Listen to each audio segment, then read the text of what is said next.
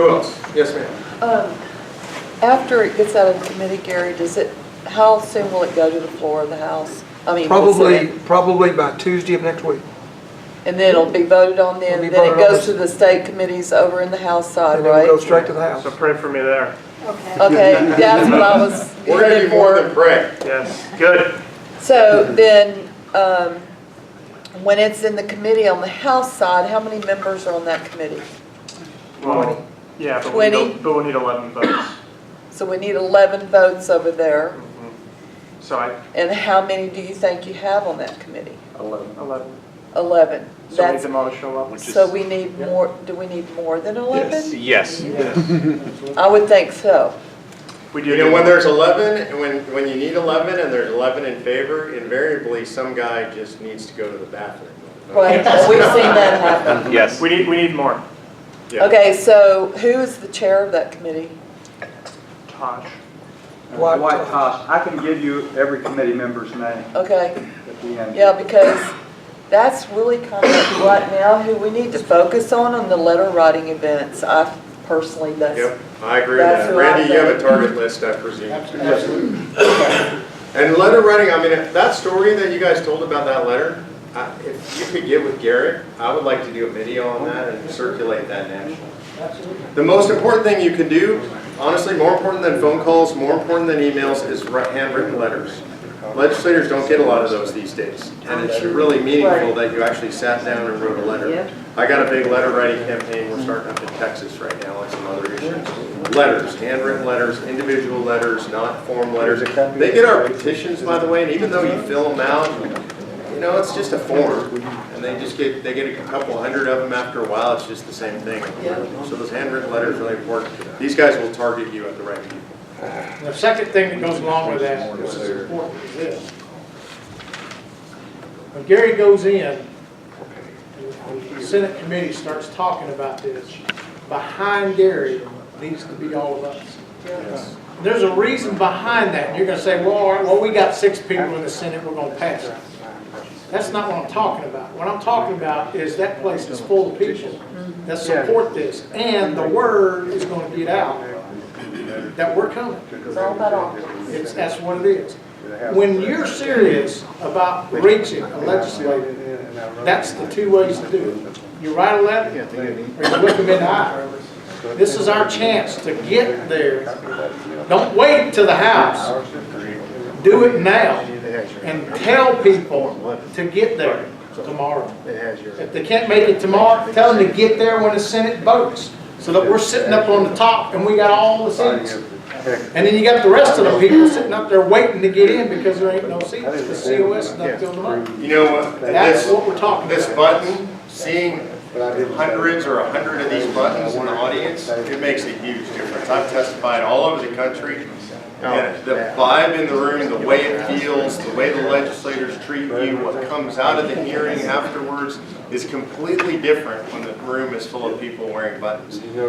You know what Bud's saying is this is so important.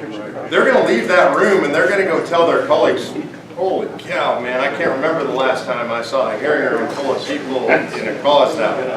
It makes a difference to them because every one of you is not just one. They're thinking, oh man, if they got that many people in the room, there's a lot of people out there behind them. So that's one of the most important things you can do. Show up, bring friends, bring family, bring your kids. The numbers actually really matter.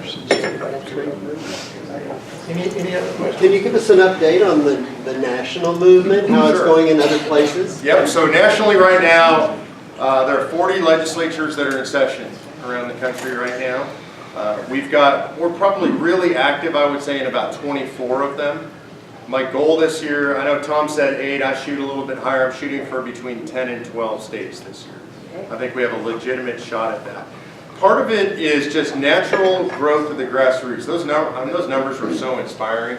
You need to share that with Garrett also. I'd love you to do a video with him on that. You know, and so one is just organic growth of the grassroots.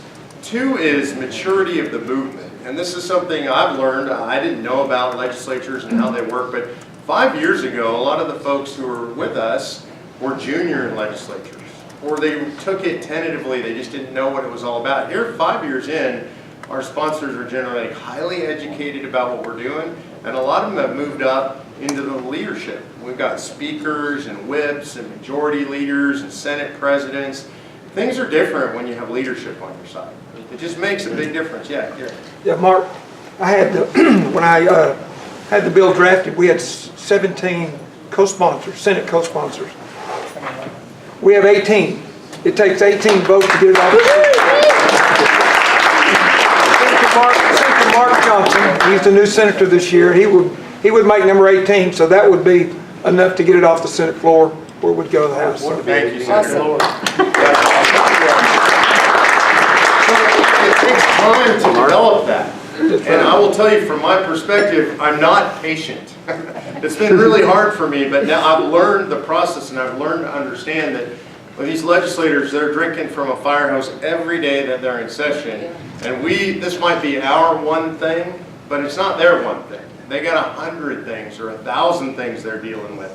So I would say for me, one of the most important things you're going to hear tonight was Tom said about being kind to people. And when we started this organization, we did it on the basis of our Christian faith. And we're not a Christian organization per se, but that's just how we operate. That's where our hearts are. And the board member that helped me found the organization said to me when we started, we're going to do politics differently than other people because we're always going to be kind to people. Politics is not a kind business. We see it in public so much now. It's cruel, it's mean, it's brutal, it's brass knuckles, but we just don't operate that way. And a lot of people told us, oh, you're not going to have any success because you don't understand you have to be this way to succeed in politics. We've proven that's not the case. And I'll tell you something that I think is nothing short of a miracle. I get exactly 0 reports from around the country of our people being rude or abrasive or abusive. 0. 3.7 million around the country. We've testified in legislatures all over the country. We've had thousands and thousands of people show up in legislatures. This is how confident I am of you guys, the grassroots. In Utah, last year, I had a senator tell me, your people were rude and abusive to my office. And I said, I don't believe you. That's where I started. I've never heard of such a thing. You present me with that and tell me who it was. And they wrote us rude and abusive emails. And I said, that's easy then, just send them to me, I will deal with that person. It took me about 10 days to get them to send me anything. And I pressed them, I called every day, I haven't got the email, you guys made these accusations, I need to see the email. This is the email that they sent me. A constituent wrote this, I'm very disappointed that you chose not to support the United States Constitution and wouldn't vote for the Convention of States resolution. That's what that was rude and abusive, right? So you guys are doing it right. I'm telling you, you have a reputation in the legislatures. They like seeing you. You're polite, you're kind, you're courteous, and you're considerate. It makes a huge difference. I can see, I think 9 out of 10, or even 9.5 out of 10, 19 out of 20. Legislators, politicians, people make careers out of politicians, being a politician. Their ambitions come from having seen all these guys go to Washington with a regular bank account and come out multimillionaires. So their ambition is to somehow duplicate that. So I can see somebody like the fellow in Utah, the legislator in Utah, getting a little bit, his perspective is different. When you're not being rude, you're just simply saying, well, like for instance, I wrote a letter, my own letter to my guy, and he responded. You know, and I made reference to career politicians and stuff like, well, he may very well be one of those that's got those ambitions. Like I said, 9 out of 10 of them probably do. You guys can correct me if I'm wrong, that rub shoulders with them, I never have. There's a little bit of a going against the grain there with some of these guys as we try to convince them, you know, to go our way, because it's kind of pulling the rug out from under the feet. If we're talking about limiting terms, they don't want that. Well, I'm going to push back on that a little bit from a logical perspective. Now, this hasn't worked out the way I would like, so I'll give you the caveat at the end. One of the things about term limits for congressmen is it opens up a lot more opportunity for state legislators to go to Congress. Exactly right. Right, so I mean, if you think if your congressmen are there for 30 years, nobody from the state legislature can move up to Congress, right?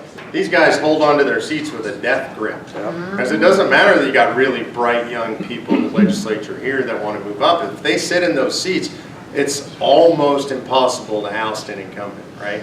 So the pitch to state legislators is, hey, look, we want the best and the brightest rising up and going off to Washington, D.C. and representing us for a time. The only way we get that rotation is term limits. That was the argument, all right? But I'll tell you the reality, because I was wrong. Here's the reality.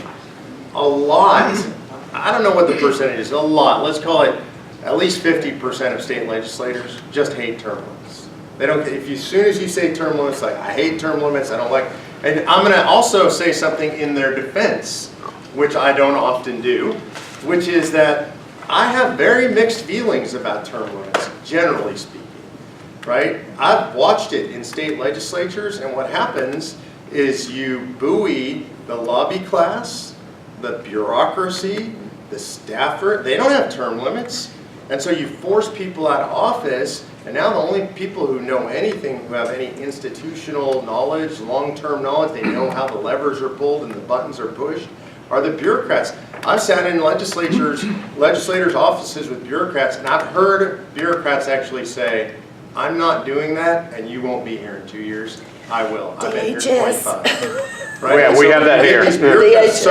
So look, I don't want to say I'm not for term limits. I'm a big fan of term limits with other restrictions. But it's not as simple as just saying, oh, we just need to move these guys in and out of office. We always have to be looking out for, what kind of unforeseen consequences. What are the things that we're not predicting? We have to be sure. That's why our term limits language is drafted so that we can term limit bureaucrats, staffer, that's what any we've federal officials. Judges. Right, We need judges, that so on a all state these level. people. So we keep everybody kind of in parity instead of empowering the lobby and the bureaucrats' class. Any other questions?